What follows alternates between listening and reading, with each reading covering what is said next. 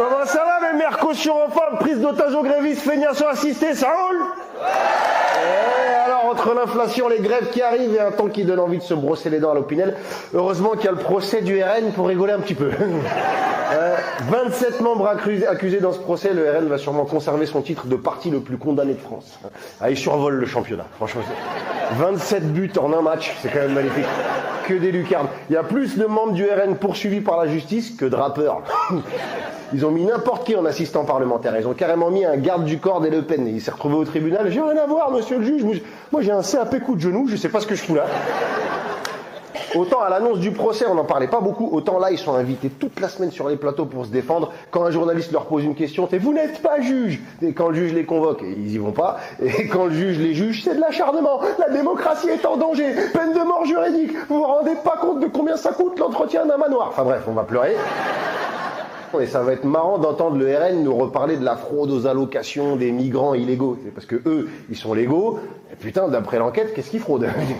Et puis les migrants illégaux, ils touchent pas d'allocation familiale. Ils ont quand même le droit à l'aide médicale d'État, histoire de pas mourir par terre. Mais le RN propage la rumeur selon laquelle ils s'en serviraient pour de la chirurgie esthétique. C'est parce que dans leur tête remplie de chantilly, là, il y a des gens qui fuient la misère, les milices, la guerre, ils traversent la mer, ils dorment dans la rue juste pour se faire recoller les oreilles. C'est bien sûr. Alors qu'on vienne plus m'emmerder avec la rhétorique de oui mais faut dialoguer avec les gens qui votent RN, c'est des gens en colère, blablabla, mais noix de cajou sur la boîte aux lettres. On en est à la 2734e preuve que c'est un parti d'escrocs populistes, défenseurs des intérêts des plus riches, mais comme ils promettent de virer les bronzés, ça se tape. Tu vois, c'est comme si ceux qui ont voté Trump, oui c'est mensonge, trahison, fraude, misogynie, racisme, homophobie, agression sexuelle, mais pour eux c'est un envoyé de Dieu, putain. Si Dieu il en a envoyé des mecs comme ça, c'est pour se venger de ce qu'on a fait à son fils. Je vois pas d'autre. Il y a même des latinos qui ont voté Trump. Des latinos, ils ont voté Trump alors qu'ils veulent les déporter. C'est le poisson qui milite pour assécher le lac. Je sais pas comment ils vont faire.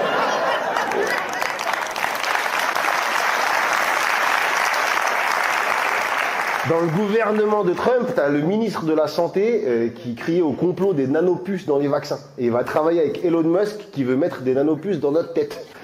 C'est la première fois que je vois un complotiste participer au complot. C'est incroyable. Quand je vois ce qu'il propose, je suis dégoûté de ne pas faire des chroniques aux États-Unis.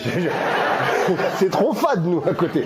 Mais on va les laisser se démerder avec leurs milliardaires. On doit déjà s'occuper des nôtres. Parce que je sais pas si vous savez, Bernard Arnault, Rodolphe Sadet et Vincent Bolloré, ils rachètent l'école supérieure de journalisme. Ça donne envie, hein? Ouais, alors on n'a pas trop entendu parler parce que les médias où ils sont supposés en parler, c'est leurs médias, en fait. Donc, ils vont pas se tirer une balle dans le pied. Ils sont pas cons non plus. Ils prennent des apprentis journalistes pour en faire des perroquets et en plus, ils devront raquer 6000 balles l'année. Ça veut dire que non seulement tu n'as plus besoin de les payer pour qu'ils répètent ce que tu veux leur faire dire, mais c'est carrément eux qui vont payer pour apprendre à obéir. C'est un coup de méchant de dessin animé, je te jure.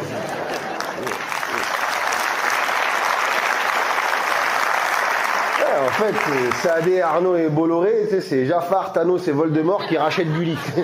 Non, attends, j'ai mieux. C'est Fourniret, Francis Holm et De Ligonnès qui ouvrent une maison d'hôtes. J'ai mieux. C'est Matzneff, Didier Epstein qui organisent une colonie de vacances. J'ai pire. C'est Trump, Xi Jinping et Poutine qui décident de l'avenir du monde.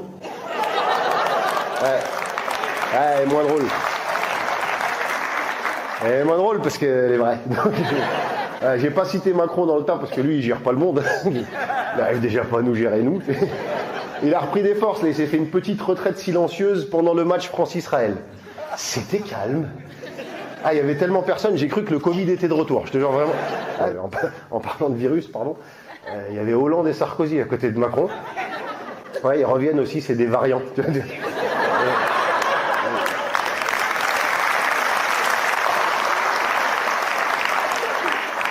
Et donc dans le stade, il y avait Sarkozy, Hollande, Macron, Pécresse, Bertrand, Barnier. Tu sais plus si t'étais sur TF1 ou sur la chaîne parlementaire. Par contre, dès qu'il y a un drapeau Free Palestine, faut pas politiser le sport, hein.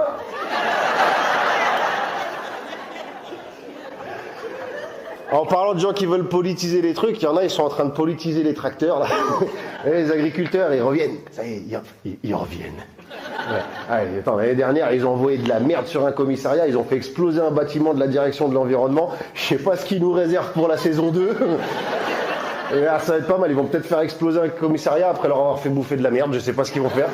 C'est plus le même casting en face, c'est plus le même ministre. C'est celui qui a fait les promesses, il est déjà plus là. Et ils sont énervés parce que Macron, il a pas tenu les promesses.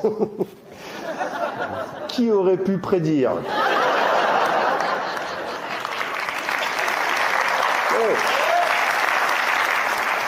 J'avoue, j'ai pas très bien compris ce qu'ils voulaient la première fois. Ils étaient là, nous les agriculteurs, on veut être payés plus. Non, on va vous mettre plus de pesticides. Merci.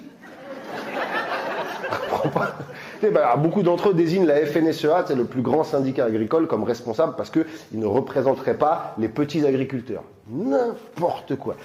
Qui mieux que le président de la FNSEA, Arnaud Rousseau, propriétaire d'une ferme céréalière de 700 hectares, la moyenne c'est 80, mais bon, qui est aussi président du groupe Avril, qui détient les marques Le Sieur et Puget, et il est actionnaire de plusieurs entreprises agro-industrielles, et puis il est aussi maire de Trossy en Seine-et-Marne, mais c'est parce que le week-end il s'ennuie. Qui mieux que lui pourrait se soucier de l'avenir des petits agriculteurs? Je vois pas, je sais pas.